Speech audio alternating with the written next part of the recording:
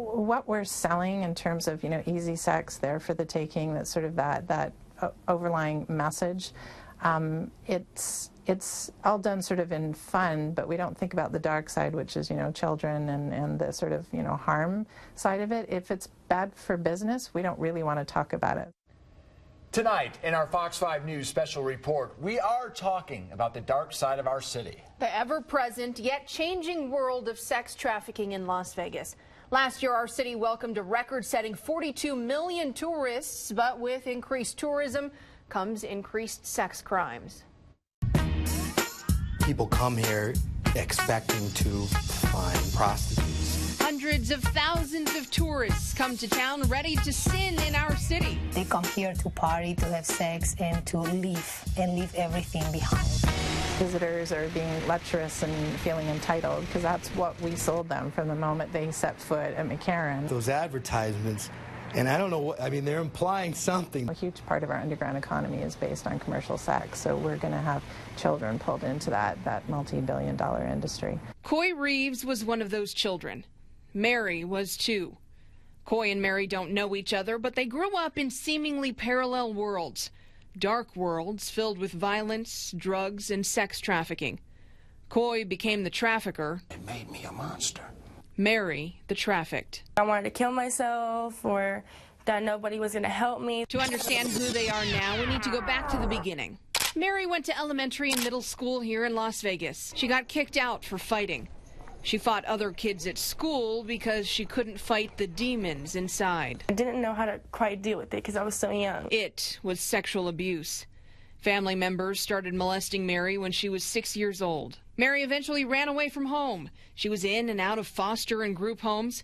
But one night, while she was living in a group home, Mary says she still wasn't safe. When I woke up, I was being raped. So she did what she trained herself to do. I ended up running away from the group home many times. That was until she met a man she actually trusted, a man who loved her. I was safe and secure with this guy. That false sense of safety and security is a common recruitment tool pimps use to lure young women into what they call the game. Once you provide the father figure, you got what you're looking for, a gullible little girl. I fell for it, and I was like, this guy really likes me. Mary's boyfriend and his friend bought her an outfit, high-heeled shoes, and the mood changed from loving to demanding. The world came tumbling down. Just like that, she belonged to them. At the time, I didn't really know what was going on. I've heard about prostitution and stuff like that, and I didn't really know too much about it. They would start off slow, come back with 500 or 800. When she didn't? He would punch me in my face, and, he would slap me. He did try to throw me off the balcony. She wasn't allowed to eat or sleep until she met her quota. He had kicked me in my ribs, kicked me in my face. Coy beat his girls, too. I would smack her. Make her change clothes, make her take a shower. She'd tell me my feet hurt, I don't care. Crawl and go get the money. If your feet hurt, get on your hands and knees and crawl and go get the money. I need the money. The first few times I left him, he found me, and beat me up. And then it just got to the point where I was too scared to leave. I've choked. I've threw hot coffee in a woman's face. I've threatened her life. I put a gun in one's mouth. I feel like there was no way out, that I was going to always be stuck in that situation, especially with me being beat up, He never left me by myself, so wherever I went, I would have to be with him or he would have to be with me, watching me. 7-year-old Coy wanted to be a doctor. His father was a police lieutenant, his mother a trauma nurse. His path to pimping started with a phone call from his uncle. He called me to his house one day, and he wanted me to do some errands for him. Coy was 12 years old. He was hanging out with a crush from school. I took her over to my uncle's house with me, and my uncle sent me on the errand, and she stayed there, and when I came back, she was actually having sex with my uncle. And it broke my heart because I really loved this little girl. So my uncle gave her some money and sent her home in a cab, and he sat down and he explained the pimp game to me. The worst thing that ever happened to me. But he explained the pimp game to me. He gave me my first girl and took me to take her to make money. At 12 years old? At 12 years old. And you did? Yeah, I did. I stayed in the pimp game for till I was almost 35 years old. And by the time I was 15, I had 9 girls, 3 cars, no driver's license, 2 different apartments, and I was in the drug trade by then.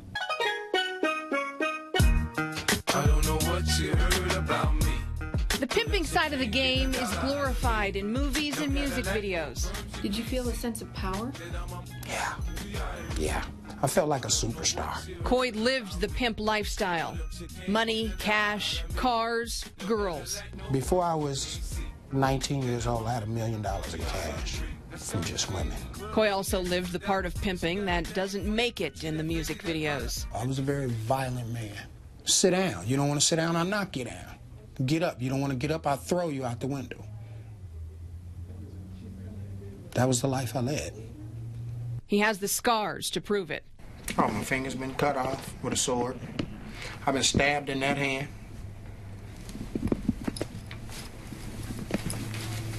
I've been stabbed there. I've been shot there. That's what it was about. Dirty money. It's not glamorous at all, because you're in constant danger. When he was serving one of his many prison sentences for assault, another pimp moved in. That pimp kidnapped Coy's daughter and forced her to work for him. A lot of my other pimp friends told me, man, you know how it goes. You got to respect the game. When it comes to my children, there is no game. That's my child. And that's when it dawned on me. All this mean, evil things and treacherous and deceitful things I've done to all these other ladies in life was somebody's daughter.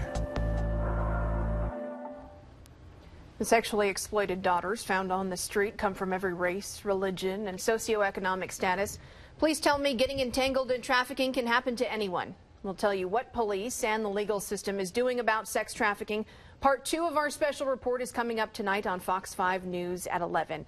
If you or someone you know needs help, you can call anonymously the National Human Trafficking Resource Center. Their number, 1-888-373-7888.